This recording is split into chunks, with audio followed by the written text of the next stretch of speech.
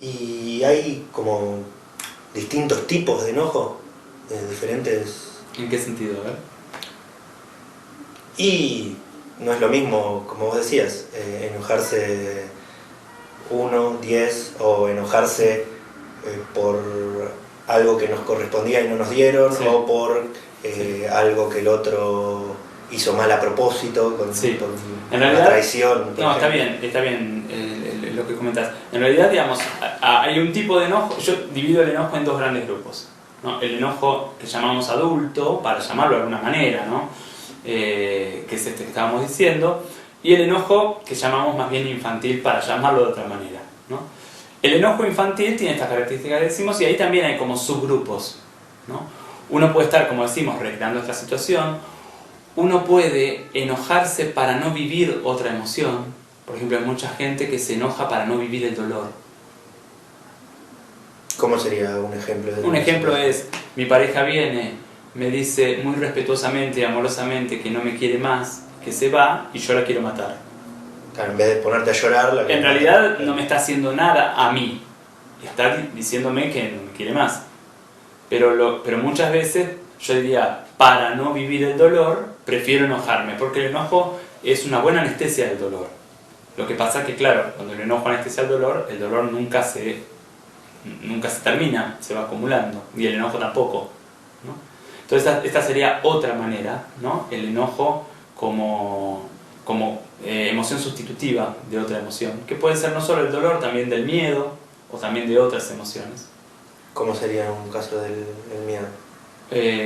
Tengo que afrontar una situación que en realidad me atemoriza, y como no me permito tener miedo, porque aprendí que tener miedo era para los cobardes, para los débiles, para lo que sea, entonces decido estar enojado. Me enojo con la situación, o me enojo conmigo, y creo que no sé, que soy un cobarde, que debería cambiar, o me enojo con alguien, ¿no? Todo para no evitar que en realidad tengo miedo y ver qué hago con eso.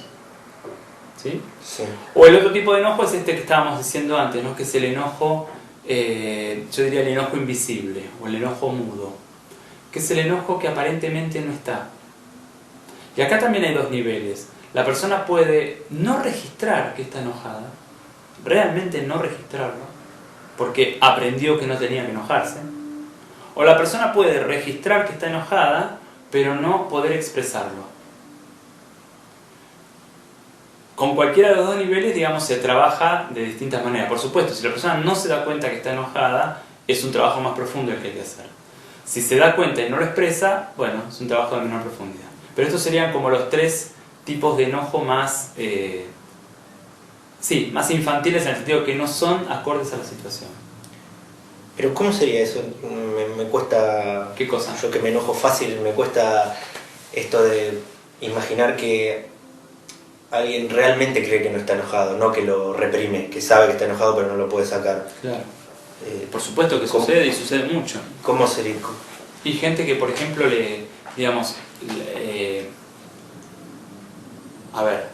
cuando un nene o cuando una nena es educada en una familia en donde no está permitido el enojo, o cada vez que empieza a enojarse es juzgada, censurada, o criticada o castigada por enojarse, esta nena o este nene empieza a ocultarse a sí mismo el enojo.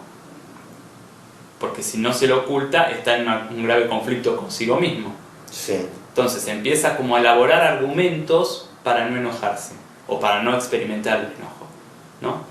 Entonces, ante la agresión dice, bueno, está cansado, o bueno, en realidad yo me equivoqué. Esto pasa mucho en general en las mujeres golpeadas, ¿no? Sí, bueno, lo primero que me vino a la mente cuando lo dijiste. Cuando uno trabaja con mujeres golpeadas, muchas veces uno encuentra en las mujeres golpeadas el argumento que desconecta al enojo, ¿no? Como que justifica al agresor, ¿no? Justifica al agresor e invalida el enojo, ¿no? O sea, cuenta cómo, por ejemplo, el marido la golpeó, y el argumento es, bueno, lo que pasa es que le serví el café frío. En realidad, ¿qué pasa ahí? Si el marido la golpeó, seguro que en algún nivel se enoja, pero por algo esta persona no tiene permitida la experimentación de este enojo.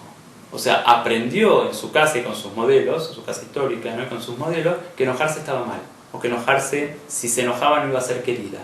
Entonces elabora argumentos internos para desactivar ese enojo. Por supuesto el enojo está igual, pero ella no lo registra. Y ahora que nombrás esto de que en la casa no tenía permitido enojarse o una cuestión así,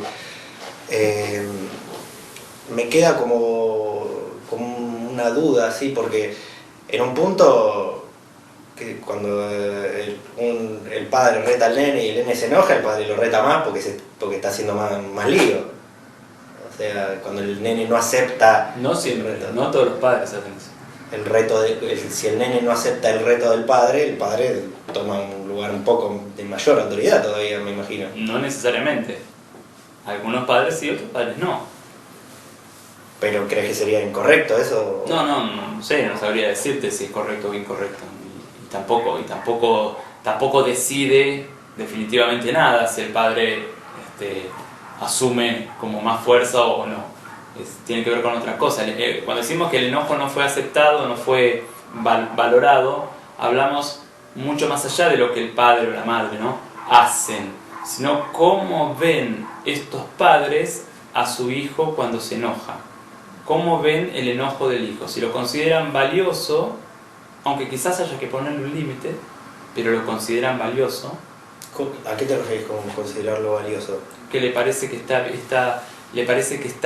bien que el hijo se enoje y pueda enojarse, aunque quizás tenemos que poner un límite, tenemos que encontrar una manera de enojarnos o tenemos que ver la situación, pero básicamente está bien que mi hijo se enoje. O si yo considero que no, que en realidad está mal que mi hijo se enoje, ahí cuando yo considero que está mal, ahí estoy prohibiendo la emoción.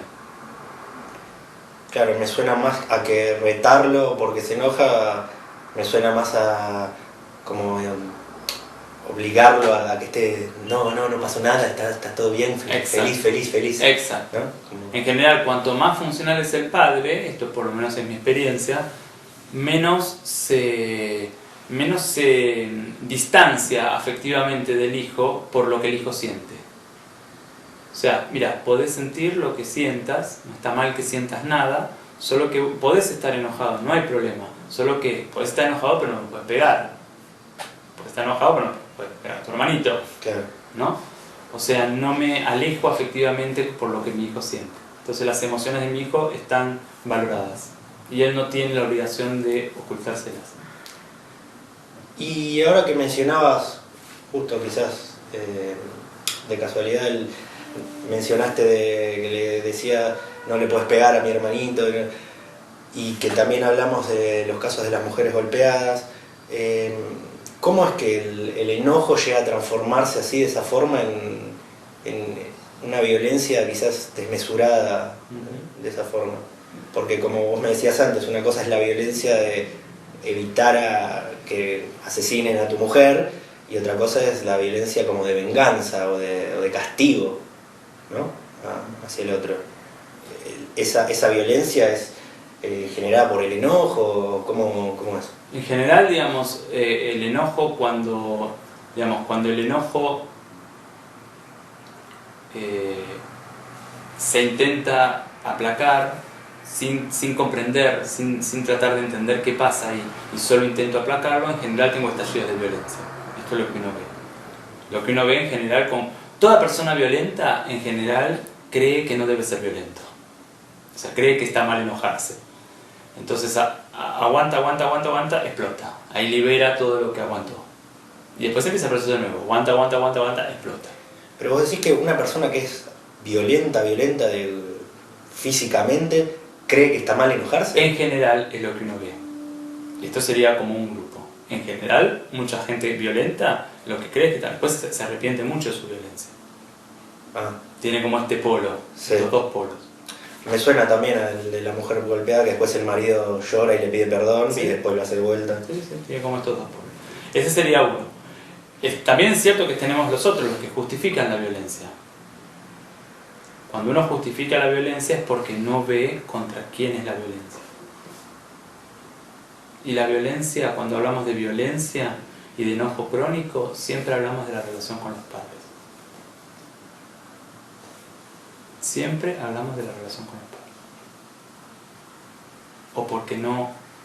Y si uno escucha los argumentos de la gente violenta, de por qué ejerció violencia contra otro, en general va a empezar a descubrir que le piden a este otro lo que en realidad no recibieron de sus padres.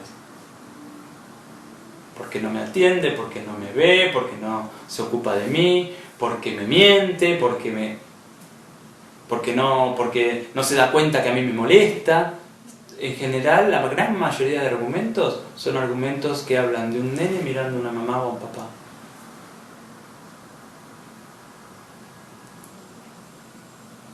Bueno, me voy a quedar con toda esta información. Si querés, vuelvo mañana y la seguimos, la entrevista. No sé si querías comentar algo antes de que terminemos, quizás dónde te puede encontrar la gente para tratar estas temáticas. Bueno, como director de Habitarnos es un espacio que plantea una serie de encuentros grupales, actividades grupales, para trabajar problemáticas individuales. En general yo coordino talleres de enojo, que a veces son jornadas o talleres de cuatro clases o 6 u 8, distintas modalidades. Así que pueden encontrarnos en Facebook o en la web entrando a Habitar Encuentros, así es la página, habitarencuentros.org.ar, y ahí tienen toda la información de talleres de enojo y de un montón de otras... ORG de organización. Sí, de otras temáticas que también abordamos. Bueno, Mauricio, muchas gracias. Bueno, gracias a vos, Gabriel.